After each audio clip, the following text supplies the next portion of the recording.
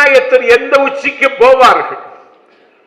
இன்றைக்கு ஒரு நீதிமன்றத்தை அவர்கள் விலைக்கு வாங்குகிற நிலைமைக்கு ஒரு மலிவான அரசியலை நடத்துகிறார்கள். இந்தியாவினுடைய பன்முகத்தன்மையை பாடையில் வைக்க துடிக்கிறார்கள்.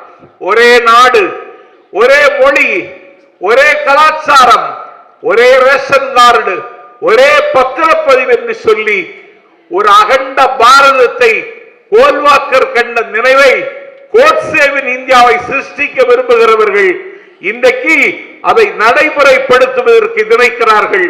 அதற்கு இன்றைக்கு கூச்சமில்லாமலும் குற்ற உணர்வு இல்லாமலும் அதிகாரத்தை பயன்படுத்துகிறார்கள். இதை எதிர்கொள்வதற்கு ஆற்றல் மிகுந்த ஒரு சேனையை உருவாக்கி தீர வேண்டும். India could not be considered as a nation. India ஒரு நாடல்ல, இணைக்கப்பட்ட துணைக்கண்டம் என்று சொன்னவர் எங்கள் மூலத்தலைவர் டி.எம். நாயர்.